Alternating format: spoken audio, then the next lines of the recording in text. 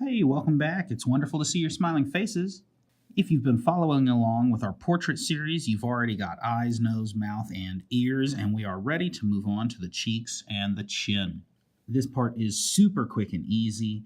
Really, the biggest thing we need to know about the chin is if you look at the underlying construction and you see the shape that I've provided here on the worksheet, if you are trying to make it look more feminine, then you want the chin to be a little narrower than that construction and a little bit more of a rounded point at the bottom. You don't want it to be pointy like the letter V. You want it to be more of a rounded point at the bottom. When we say a pointy chin, it's still very round. And we also, when we're working on the chin, we have to consider the top of the chin, which is underneath the mouth. So a little ways underneath the top, the bottom lip is the top of the chin, and you can think of it as a circle here. You don't see a big circle, but there's a nice round protrusion. It would be pretty much a perfect circle with the bottom, from the bottom to the top, but we don't see the whole circle all the way around. We do, however, see that little crease across the top. Now, for this feminine look, it's a kind of small, right? It's a narrow chin, almost pointy, and then this top of the chin should also be curved and more round. If we want the chin to look more masculine, then we simply make a wider chin, and by making that wider at the bottom, we also need to make the line under the bottom lip wider.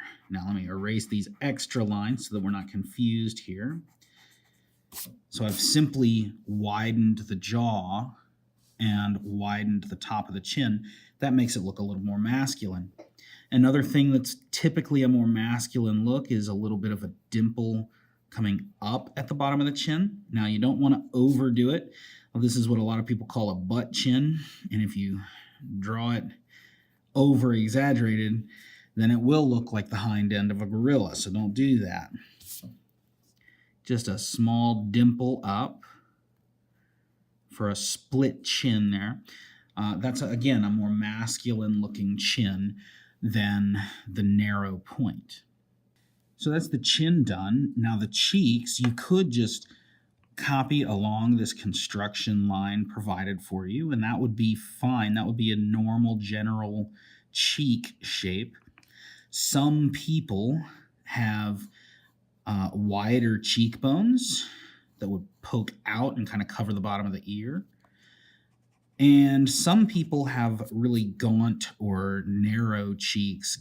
Gaunt would mean almost malnourished looking, where they come in right at the mouth level, in and then down. Both of those, the huge cheekbones or the more gaunt cheek, both of those are going to be less common. So what I'm going to do here is just simply, my chin is wider than the construction, but from the top of the chin, I'm just going to curve up to the construction and follow that construction line up, maybe halfway up the ear on both sides. I think this side needs to be a little wider. Now that we've got the shape of the cheeks and the chin, we need to talk about shading. And shading is where ethnicity is going to come into play. Here I have a drawing of Albert Einstein. I didn't draw this. This was part of a set that I have in my classroom of samples. Notice, for a white guy like Albert Einstein, most of his shading is highlights, and the shadows aren't super dark. Here's another from the same set. This one's Dr. Martin Luther King Jr., obviously not a white guy. So for someone with darker skin, notice the highlights are smaller. They're still perfectly white, though. And the shadows are darker, and the areas between the shadow and the highlight are a medium tone. whichever skin tone you're choosing to draw here, we need to keep in mind a consistent light source. So for everything else so far, we've been considering that the light is shining in from the top right. We need to do the same here.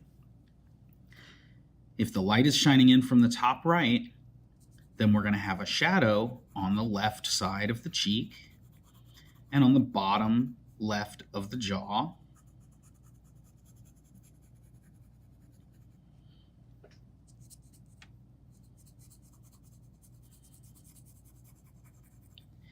And at the ear, we can blend that in and kind of round it off into the shape of the cheek. The cheek is going to kind of round down from the ear to the mouth. So a little bit of a shadow here.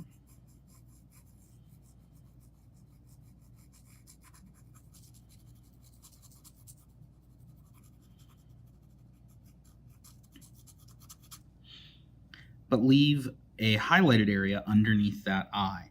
Now, I typically like to use a finger to blend and kind of smooth that shading out a little bit. And then as we move down to the chin, we need to consider again the roundness of the chin. So there's going to be a bit of an extra shadow here on the bottom left of that. Pretend there's a sphere for the chin. And the bottom left of the chin is going to be a little bit darker of a shadowed area. And then we can blend that in, leaving a highlight on the upper part of the chin. Underneath the lips, there's going to be a shadowed area where the lips cast a shadow on the skin underneath them.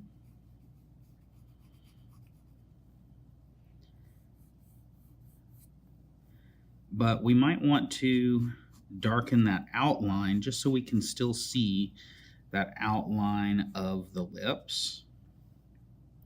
And we might want to darken that crease right at the top of the chin. And I'm not going to do a whole lot of shading on the right-hand side here. Maybe a little bit kind of as the roundness of the cheek from the nose across to the bottom of the ear. This is where if you go back and look at my video about how to draw the mouth, I talk about the smile lines. These come into play here. They're really the cheeks that pull up when your eyes are happy. Now I'm trying to do very minimal amount of that here, just to get the idea of the roundness of the cheek, but leaving the top right of it completely white and leaving the top right of the chin white and leaving this area along the right-hand side white as well. And I also like to just boost the contrast a little bit by going in at the last minute and darkening up the deepest of the shadows on the shadowed side of the head. So I'm just darkening these shadows a little bit, not too much, and then again blend them into the rest. And that's it for cheeks and chin. In the next video, we'll move down to the neck and shoulders.